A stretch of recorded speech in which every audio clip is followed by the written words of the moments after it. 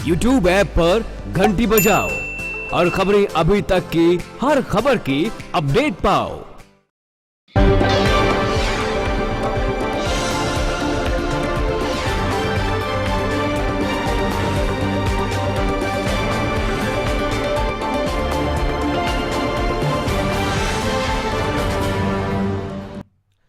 नमस्कार, देश की आवाज आप देख रहे हैं, मैं आपके साथ कमल कौशिक। देश की आवाज में आज मुद्दा रहेगा राजनीतिक मुद्दा, इसलिए क्योंकि लंबे समय से जींद पर सबकी नजरें टिकी हुई थी। जींद उपचुनाव था, मतदान हो चुका है और वोटिंग के बाद रिजल्ट का समय बहुत नजदीक है और उसके बाद यह मालूम हो जाएगा कि आखिरकार कौन जींद उपचुनाव को जीतकर राजनीति का सिकंदर हरियाणा में अपने आप को साबित करता है।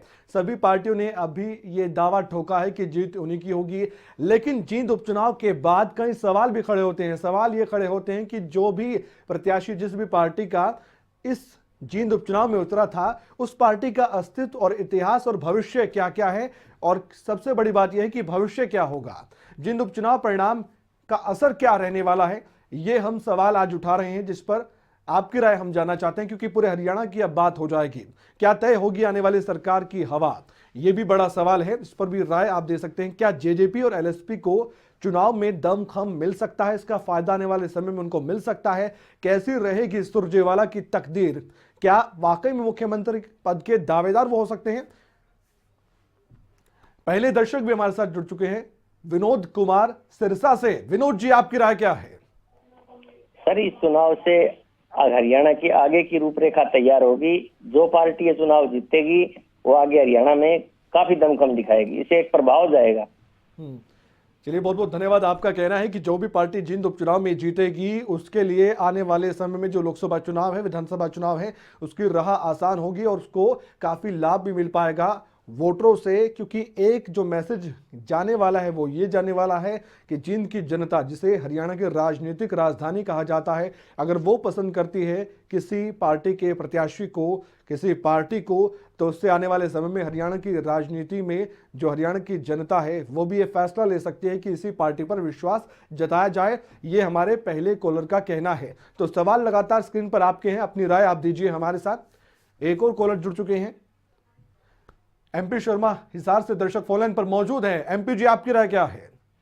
नमस्ते सर। नमस्कार सर, मेरी राय यह है कि जो भी जींद का चुनाव ये लगाओ, तो जींद के चुनाव में किसकी हार किसकी जीत होगी इससे कुछ भी नहीं है। कोई किसी भी पार्टी का मतलब सॉलिड बंदा नहीं है। जेजेपी वालों ने आम आदमी का साथ पकड़ के मतलब के, जबकि आम आदमी का अपना ही हदूद नहीं है कुछ भी। तो सुरजेवाला जी गए, तो सुरजेवाला की कांग्रेस ठीक है पार्टी, लेकिन सुरजेवाला को मतलब कोई उम्मीद नहीं है। ठीक है, तो इस पे राम भरोसे ये, लेकिन इन 4-4.5 साल में ये देखने को मिला कि डेबिट चैनल पे कहीं भी मतलब सबसे गंदी भाषा इस्तेमाल 4.5 साल में ये लोग कर रहे हैं, नेता लोग। ठीक है। तो आपने कहा कि कोई भी असर होगा आने वाले समय के लिए नहीं पड़ने वाला है जींद उपचुनाव का, ये आपका मत है। बहुत बहुत धन्यवाद, आपने अपनी राय को रखा है। चंद्र प्रकाश कुरुक्षेत्र से दर्शक फोन पर मौजूद है। चंद्र प्रकाश जी, आप क्या कहेंगे। देखिए, मैं ये कहना चाहता हूँ कि चौधरी देवीलाल जी एक व्यक्तित्व थे और उस व्यक्तित्व के परिवार से संबंधित जो भी है वो अपने परिवार में 2 फाड़ कर चुके हैं। पूरा हरियाणा जानता है कि इन 2 परिवारों की वजह से क्या कहानी हुई, नंबर 1। नंबर 2, जहां तक सुरजेवाला का सवाल है, तो जो कैथल का नहीं हुआ तो वो जींद का कहां से हो जाएगा। नंबर 3, जब ब्राह्मणों का अधिवेशन होता है तो वो जाकर के कहता है कि हमारा जो है ना ब्राह्मणों का डीएनए है कांग्रेस का क्या डीएनए पूरा राष्ट्र देख रहा है। इससे कोई फर्क नहीं पड़ेगा कि कौन जीतता है कौन हारता है। एक सदस्य आएगा, ठीक है, एमएलए आ गया, कोई बात नहीं, परंतु इसमें कोई वर्चस्व वाली लड़ाई मुझे तो नजर नहीं आती सर। ठीक है, बहुत बहुत धन्यवाद चंद्र प्रकाश जी, आपने अपनी राय को रखा है। दीपक पुनिया टोहाना से दर्शक फोन लाइन पर है। दीपक जी, आपकी राय क्या है। जिन उपचुनाव में जिस तरह से जब वोटिंग का रिजल्ट आने वाला है उसको लेकर आगे क्या होगा।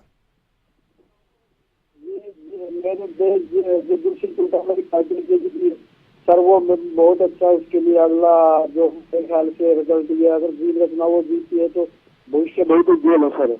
चलिए, बहुत बहुत धन्यवाद। आपने कहा कि जो भी प्रत्याशी जिस भी पार्टी का प्रत्याशी जीता है जिंद उपचुनाव में, उनका भविष्य उज्जवल होगा। ये टोहाना से जुड़े दर्शक का कहना है और उनका कहना यह भी है, संदेश भी बहुत अच्छा उनके लिए जाने वाला है।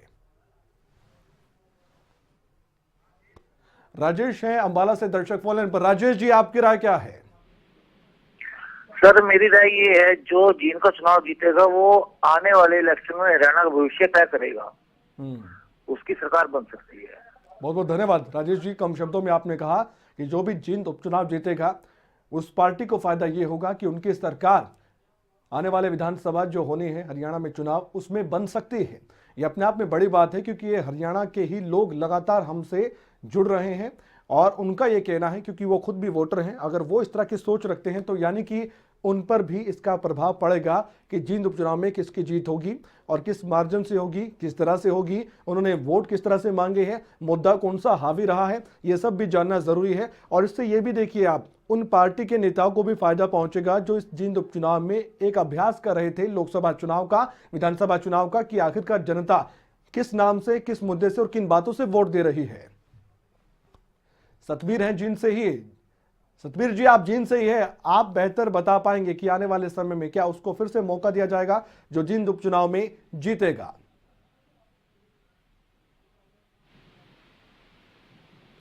सतबीर जी, मेरी आवाज आप तक पहुंच पा रही है?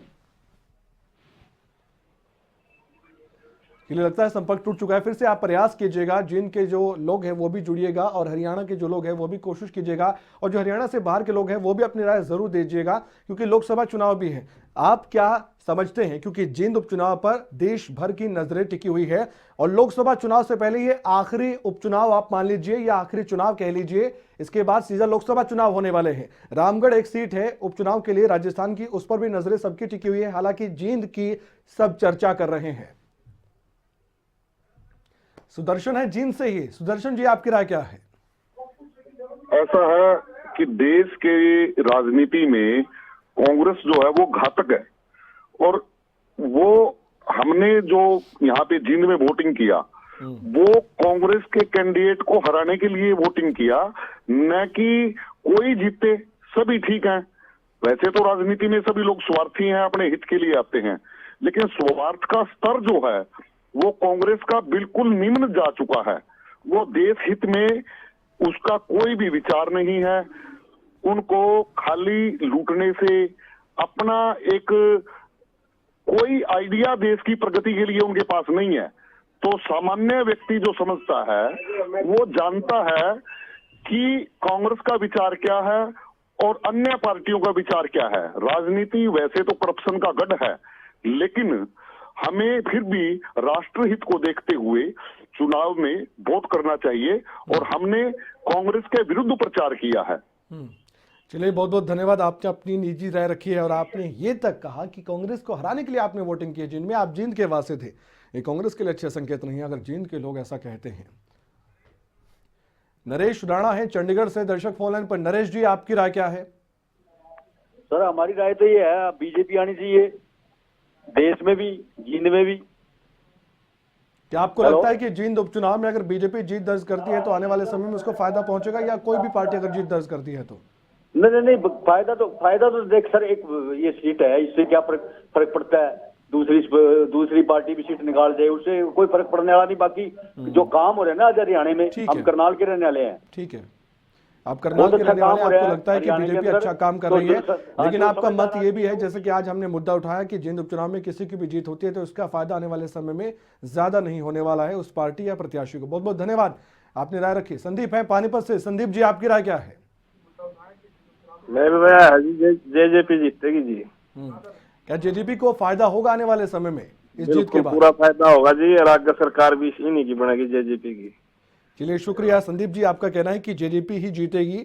आपका पानीपत से ये मत है कि जींद वासियों ने जेजेपी पर विश्वास जताया और आने वाले समय में भी उनकी सरकार बन सकती है अगर वो जींद उपचुनाव में जीत दर्ज करेंगे, यानी कि दिग्विजय चौटाला जो कि जेजेपी की ओर से उम्मीदवार है। हालांकि निर्दलीय उम्मीदवार उन्हें कहेंगे क्योंकि जेजेपी को सिंबल नहीं मिला था, जेजेपी का समर्थन उनको था। निर्दलीय उम्मीदवार के तौर पर वो चुनावी मैदान में उतरे थे। आम आदमी पार्टी की ओर से भी उनको समर्थन मिला। बाकी जो उम्मीदवार हैं वो भी दमखम के साथ चुनावी मैदान में उतरे थे। लेकिन किसकी जीत होगी आने वाला समय बताएगा। लेकिन उससे पहले ये भी जानना जरूरी है, जैसे कि हम सवाल उठा रहे हैं कि इस जीत के बाद क्या उस प्रत्याशी को फायदा होगा, उस पार्टी को फायदा होगा आने वाले समय में। वीरेंद्र है करनाल से दर्शक फोन लाइन पर। वीरेंद्र जी, आपकी राय क्या है? नमस्कार जी। नमस्कार। मेरी राय ये है सर कि एक तो बीजेपी के जीतने में ही फायदा है, और दूसरी मेरी एक राय आपके माध्यम से मैं चुनाव आयोग को पहुंचाना चाहूंगा कि ये जो एक जगह से विधायक थे और दूसरी जगह से आके लड़े, मान लिया ये दूसरी जगह से जीत जाएंगे तो पहली जगह पे चुनाव फिर होगा, उसका खर्चा किस पे पड़ता है सर? पब्लिक पे पड़ता है।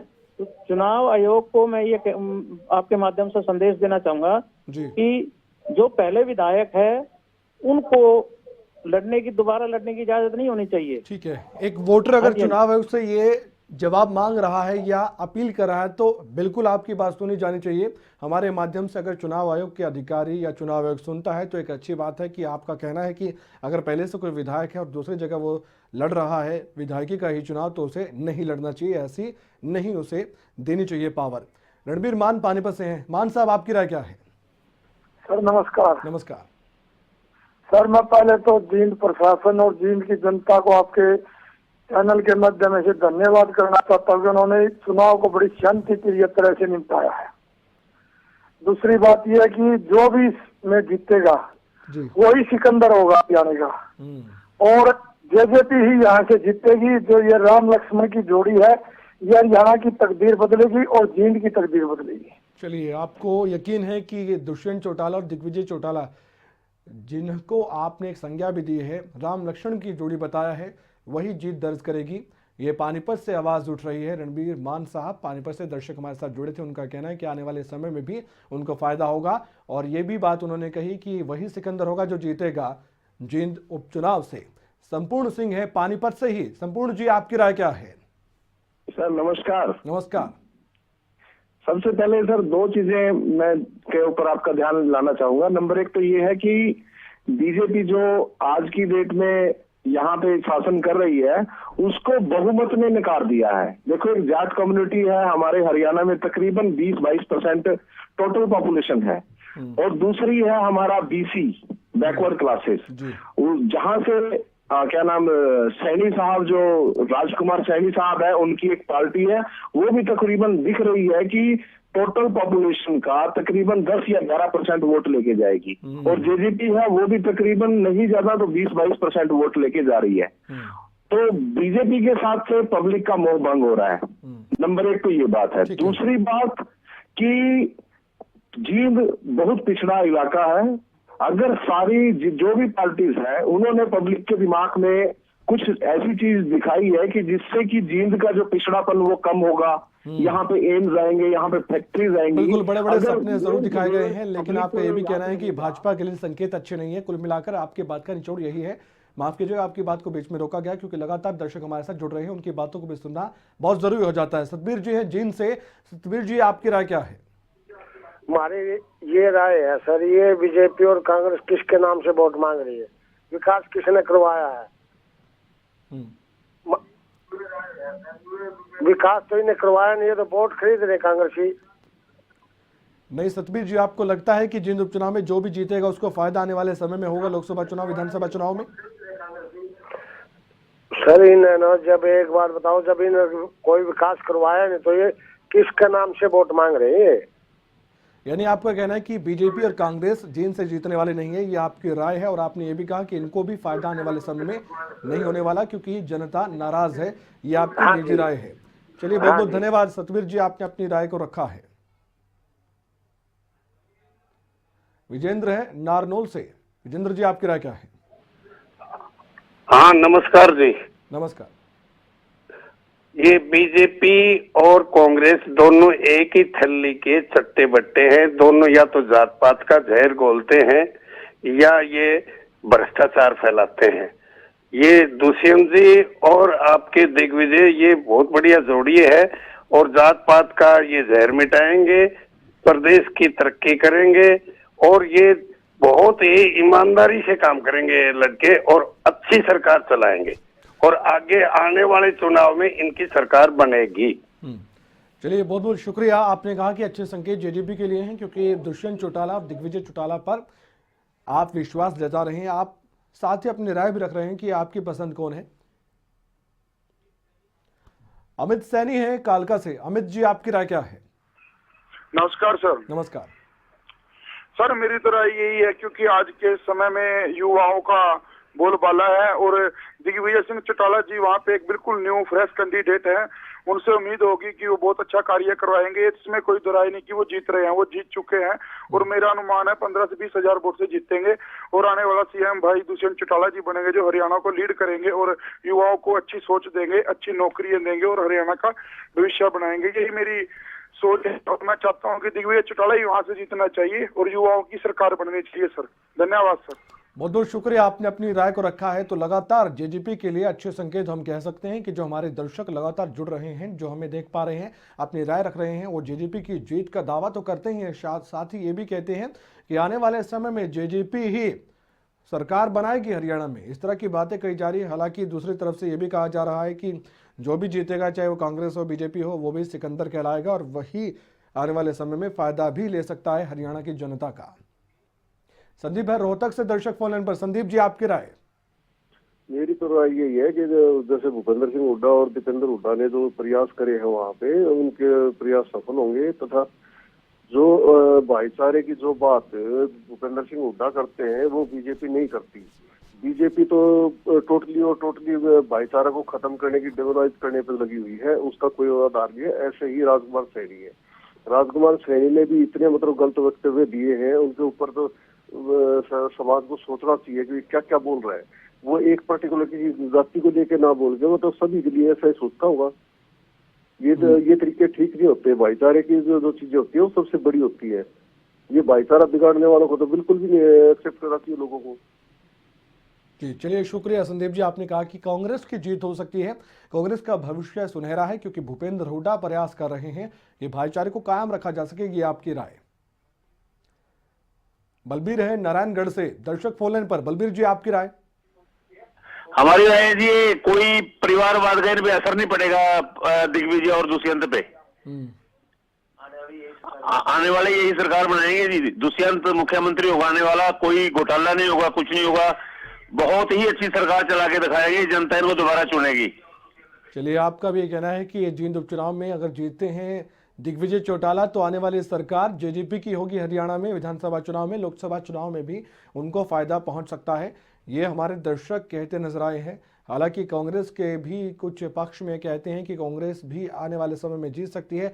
बीजेपी की ओर से भी कुछ दर्शक ये कहते हैं कि बीजेपी अच्छा काम कर रही है और एलएसपी के लिए भी कहते हैं कि कुछ आलोचना करते हैं, तो कुछ कहते नजर आते हैं कि एलएसपी को भी अच्छे मार्जिन से वोट मिलेंगे आने वाले समय में अगर जींद उपचुनाव में भी उसको वोट मिल पाते हैं 10,000 या 20,000 के नजदीक।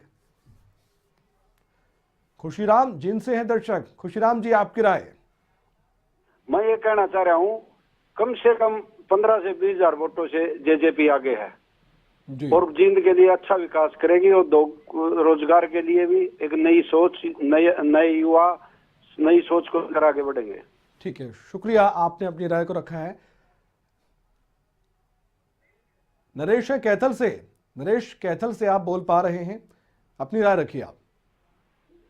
सर, ये जो अब अभी कह रहे हैं दिग्विजय और दुष्यंत अच्छी सरकार चलाएंगे, भ्रष्टाचार नहीं करेंगे, उनका क्या पता वो भ्रष्टाचार नहीं करेंगे, अच्छी चलाएंगे। जो अब सरकार चल रही है क्या वो अच्छी नहीं है? जी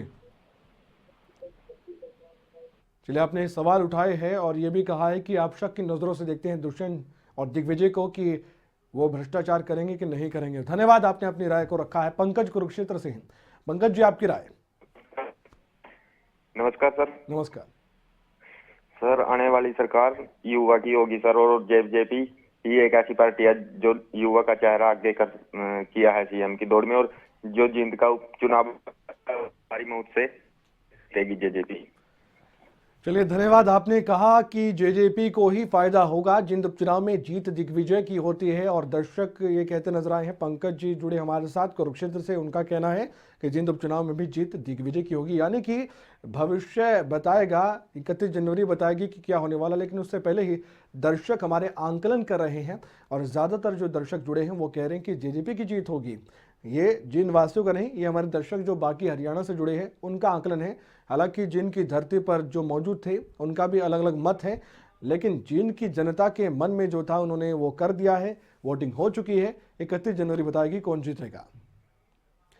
प्रवीण है करनाल से दर्शक फोन पर। प्रवीण जी, आपकी राय क्या है? जी सर जी, नमस्कार जी। नमस्कार। ऐसा है जी, यहाँ तो अपना ये जेजेपी ये जीतेगी जी। और अच्छा लड़का है जी, युवा साथियां आगे, सारा समाज ही सारा युवाओं का है। तो ये बूढ़े बूढ़े को बना देते हैं, सोचने समझने की उनमें शक्ति नहीं है जी कुछ भी। नया लड़का कुछ करके दिखाएगा जी, ये आने वाला मुख्यमंत्री भी है।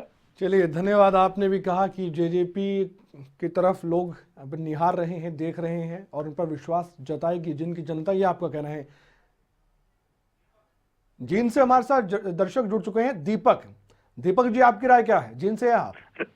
राम राम जी। नमस्कार जी सर, जो यू है चुनाव, इसमें तो एकदम तो कुछ कहा जाता नहीं ना। तो यह सच्ची तो बात आपने भी कि ना तो आपका समझ में आया कि लोग अभी दिल किस तरफ ना जाओगे कि भी वोट किसको दिया है। और एक सबसे बढ़िया बात है कि भी चलो अच्छी बात है, हमारे नौजवान ने बालका ने भी टाइम मिलना चाहिए, मौका उनका भी पता लगना चाहिए किसे करेंगे किसे ना करेंगे। मेरा तो यू है जी, चाहे मान लो यू अपना दुष्यंत भाई है यू जीत जो, चाहे यू सुरजाला जीत जो, बस बीजेपी और यू सैनी ना जीती हो, बाकी तो सारे जीत जो, बेशक चाहे ना भी खड़े रहे वो भी जीत जियो। बाकी बस ये दोनों जीती हो। बस एक तो है यू हमारा राजकुमार है ना जो सा, इसका जो 3 व्हीलर निशान है इसने ओढ़ा तो उसमें बिठाएगा, बेच जाएंगे 50 रुपए का तेल गलवाएगा जब हम बढ़िया डाला। चलिए, धन्यवाद दीपक जी। आपने अपनी राय को रखा है और बताया है कि कौन और कैसे जीत सकता है। आपने ये भी कहा कि बीजेपी और एलएसपी ना जीते, बाकी चाहे सब जीत जाए, लेकिन ये सभी को मालूम है कि जीतेगा एक ही। और जैसा कि लगातार हम कह रहे हैं कि जीतने वाला ही सिकंदर कहलाता है। सुरेंद्र है करनाल से। सुरेंद्र जी, आपकी राय? मैं ये कहना चाह रहा हूँ भाई, बीजेपी भी ठीक चल रही है और ये दुष्यंत और दिग्विजय भी ठीक है लड़के जी। तो किसके साथ लगना चाहिए? हम इस छछपन में हैं। बिल्कुल सुरेंद्र जी, धन्यवाद। आपने राय रखी है, लेकिन हम तो नहीं ये बतला सकते, ये आपके विवेक पर निर्भर है। आप देखिए कि कौन कितना अच्छा काम कर सकता है। बीजेपी ने 4.5 साल में क्या काम किया है उसको देखकर आप वोट दीजिए। या आपको लगता है कि दिग्विजय और दुष्यंत जो नई पार्टी बना चुके हैं, नई पार्टी में हैं, इनेलो से निकलकर वो पार्टी बनी है, क्या आपको लगता है कि उस पर भरोसा जताया जा सकता है? तो उसको भी आप सोचिए और देखिए कि 5 साल आप उनको दे सकते हैं कि नहीं दे सकते हैं। धन्यवाद, आपने राय रखी। अनिल है हासे से दर्शक फोन पर। सुनील है, माफ कीजिएगा। सुनील जी, आपकी राय? हाँ जी, हमारी राय ये है कि भाजपा सरकार तो बहुत बढ़िया सरकार है, सबसे बहुत अच्छे काम कर रही है, ऐसे किसी सरकार ने नहीं किया जो भाजपा कर रही है जी। और जीन चुनाव से भी हमारे को पूरी उम्मीद है भाजपा ही जीतेगी। यानी सुशील जी, आपका कहना है कि जींद उपचुनाव में बीजेपी जीतती है तो फिर से सरकार बनाएगी। धन्यवाद, आपने अपनी राय को रखा है और ये कहा कि मुख्यमंत्री मनोहर लाल की जो सीएम की दावेदारी एक बार फिर से होगी वो मजबूत हो सकती है अगर जींद उपचुनाव जीतती है बीजेपी, क्योंकि सरकार भी बीजेपी की है और बीजेपी पर ही ये निर्भर करता है कि उसे जीतना ही है। लेकिन कितना काम किया है उसके बल पर ही जिनकी जनता उनको वोट कर रही थी, और उसके बाद रिजल्ट क्या कहते हैं ये भी आने वाले समय में मालूम हो जाएगा। चमन गुर्जर है हमारे साथ फोन पर। चमन जी, आपकी राय? सर नमस्कार सर, मेरा कहना है कि और हरियाणा को साफ सभी का नेता मिलता है तो वह है जेजेपी के दुष्यंत चौटाला जी। और हम ये भी कहना चाहेंगे आपके माध्यम से कि जींद में यदि कोई सुधार कर सकता है तो वह है भाई दिग्विजय चौटाला जी। और सभी से आपके माध्यम से सभी कहना चाहूंगा कि जेजेपी से बहुत से ज्यादा जुड़े। चलिए, धन्यवाद। लगता है आप जेजेपी के कार्यकर्ता हैं और आपने अपील की हमारे माध्यम से। ये तो वोटर को मालूम होना चाहिए कि उसे किस तरह से जुड़ना है, किस तरह से नहीं जुड़ना है। लेकिन खैर ये तो बात अलग है कि जिन उपचुनाव की जो जीत होती है वो किस कदर आने वाले भविष्य को तय करती है। लेकिन असल में इसको लेकर चर्चाएं हैं, इसलिए हमने सोचा कि देश की आवाज़ में भी इसी मुद्दे को उठाया जाए। और जैसा कि हमें उम्मीद थी, तमाम जो दर्शक हैं हमारे साथ जुड़े, उन्होंने अपनी पॉलिटिकल एक राय भी रखी है। और पॉलिटिकल राय और पॉलिटिक्स में कितना दिलचस्पी रखते हैं युवा या हरियाणा के लोग, वो भी देखने को मिला है देश की आवाज़ में। 31 जनवरी पर सबकी नजरें हैं, आपकी भी और हमारी भी। देखना होगा कि जींद उपचुनाव में जिसकी जीत होती है, क्या वाकई में सेमीफाइनल के बाद फाइनल में उसकी जीत होगी या नहीं, ये भी आने वाला समय बता पाएगा। लेकिन चर्चाएं जरूर होनी चाहिए। देश की आवाज़ में इतना ही। बने रहिए आप खबरें अब तक के साथ।